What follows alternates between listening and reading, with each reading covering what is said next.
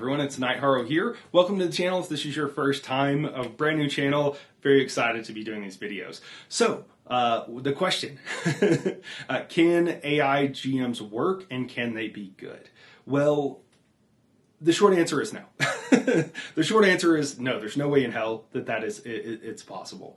But there are some interesting things and that we can learn along the way and reasons we can draw those conclusions. And in all my videos, that's what I like to do. I like to not just give you the answer, but also explain why and hopefully give you some more information that you can walk away with and be a little bit more knowledgeable and hopefully entertained along the way. So let's start out with what can AI do, right? What can AI do? Well, first off, what most people think of, and this is starting to change when they hear AI, is they think of generalized artificial intelligence.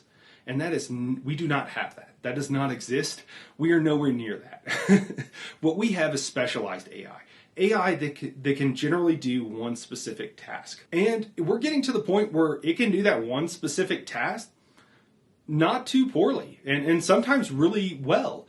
So what can it do? Well, it takes in data sets. And then it says, okay, this data set tends to look this way. Okay, I'll take all that info and I'll output a data set that looks kind of like it. And that data set might be words, it might be a prompt, it might be a photo or a picture or a painting or something like that. That's what AI can do.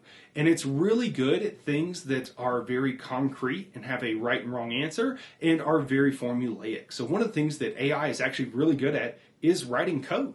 Because the people who made it were coders to begin with, but it's also very much like, okay, I can write code that does this one specific thing. I have a lot of very large data sets showing how to write good code, and I can take those in and I can output code.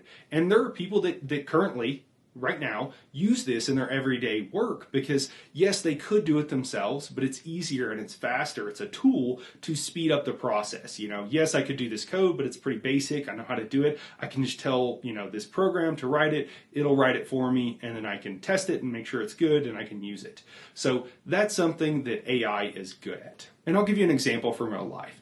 DeepMind. DeepMind is a company that was founded in the UK, I think in like 2011, at least according to the Wiki page. I'll link it down below. And they were doing AI that was associated with or for games. And they decided that they did a couple of games, one of them of note. I think they did chess. I think the other one was Go. And I think they finished that in 2016. And then they decided they were going to move on. And they had talked about this before, but they decided they're going to move on to StarCraft 2. And this is a PC game that I've actually played quite a bit of. And they wanted to make an AI for that game. And it took them about 3 years, but they got where they could beat 99.8% of players. So everybody that wasn't a professional, literally a professional, like getting paid, and that's all they do is play StarCraft. That's a thing if you didn't know. And that's how good it could get. Here's the thing. The AI that they programmed for Go can't play StarCraft.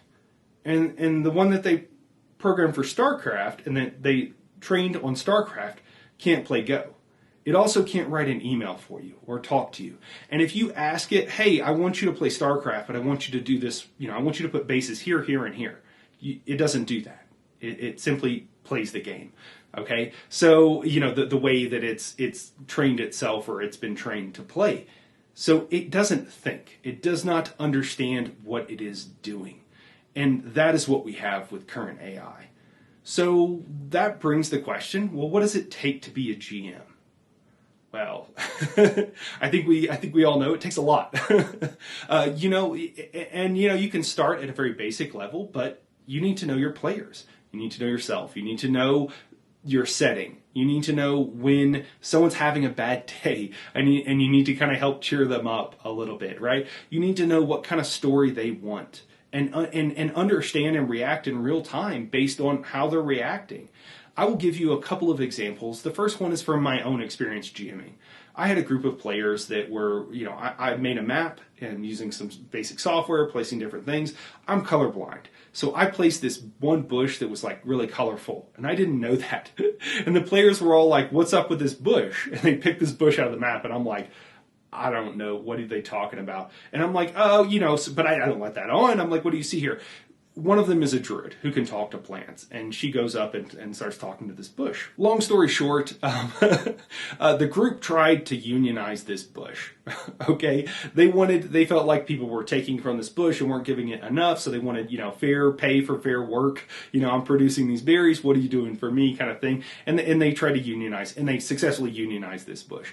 All right, it was a funny story, but it was memorable enough that the group decided to call themselves the Berry Bush Union. And that became a shtick. They went around, and no matter where they were at, whenever they didn't know what to do or whatever, they would try to unionize things that probably don't need to be in a union.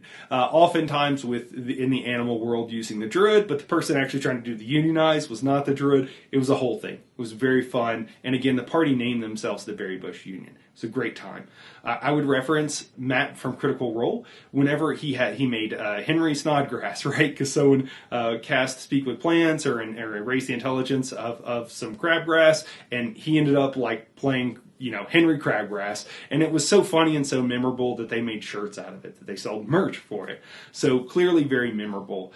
And then everything that Brennan Lee Mulligan does on Dimension 20, right? All the Fantasy High, all these different worlds, the Unsleeping City, those are amazing things. And he works with his players and he understands them and he comes up with stories. The thing is, I am not a voice actor. I'm not as good as Matt. I am not as organized as either one of them. I do not do improv like Brennan does, and many other things. I'm not in the same caliber. But the thing that makes, I'm not trying to put myself in the same league, right? I'm way down here, okay, as far as what I can do as a GM. But the thing that puts us in the same category is that we're human. And we can read our group, we can read our party, and then we can, make decisions based on that. And we understand what it is for the players to have fun and how important that is, and we can write them and we can tell them a story that is good for them in the moment. That is what makes a good GM. That is general intelligence.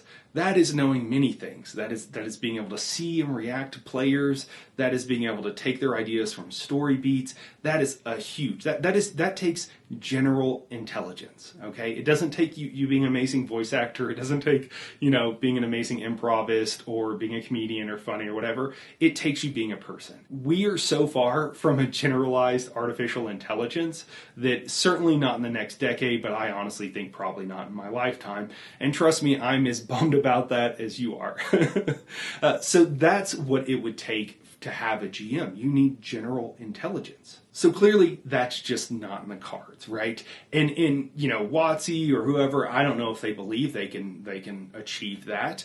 I imagine they think it's worth a try. There's a lot of hype around this. It's just never going to happen, at least not in the near to far term. It's just not going to happen. And if we do get generalized intelligence in the near future, our whole world is going to change, and this will be the least of our worries. But I don't think that there's really much of a chance of that happening right now. You can see with AI art what the best they can do is. It's decent. It's interesting. Some of it's really good, but it can do one task. We've got a lot of tasks that we've got to train it on, and then somehow combine it in making decisions and whatever. It's an entire layer of complexity that is orders of magnitude larger than what we have now. So what can it do? What is reasonable to possibly expect? Because, they are working, or they say they're working on something. They're going to provide us with something, WotC is. Well, I think it's pretty easy to come up with an answer to that, actually. It seems like, if you have to think of it from scratch, it seems very hard. But if you think about it from what is already out there? What's something that's comparable? Well, it's PC games. I mean, or digital games, period, right? That's what we can expect. And the way historically games have changed difficulty is that the computer generally isn't super intelligent. It doesn't make a lot of decisions and high quality decisions. And so what they do is instead they give the computer some advantage. Okay, it gets 20% extra resources, and then it builds units when it can. Or it gets 100%, or it gets 400% what the player gets. And that's how difficulty has traditionally been done. And then now, currently, we see a little bit better, where they still do that a lot, because that's the easiest way to do it, and it's very hard to make something that is very intelligent. But then we have a little bit more, customized, a lot of it's hard-coded, where okay, this particular class or race or whatever does this thing, and it does it fairly well. So at best, what we can hope for is something like a combat simulator that does a pretty good job. okay? And maybe it gets to the point where it can do a great job.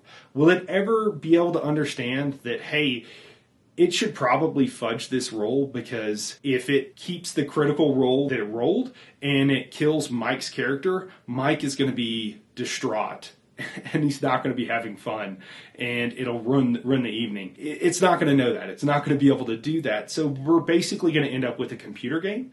And then, you know, when you talk about storytelling, I'm sure there are some games out there that use AI to tell stories and to have like an RPG feel on a computer. I can also promise you they're probably not that good, right? It's kind of like what you see with people playing with ChatGPT.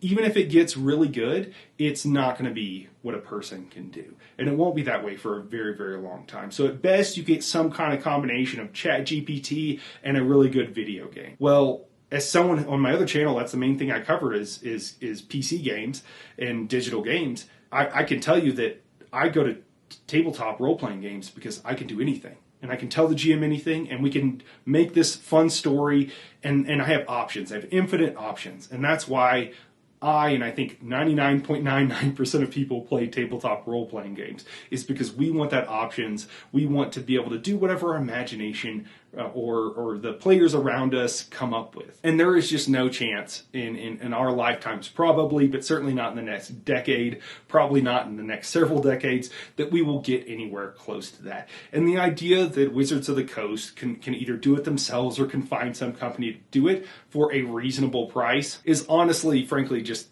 mind-boggling to me. It's kind of crazy. So I assume that they genuinely think they can do that. I think it's going to be a dumpster fire. You know, or maybe they'll do something that is just cringy. I don't know. But AI GMs, it's just not going to happen. Not in the next decade. So whenever you see that kind of thing, just realize it's marketing.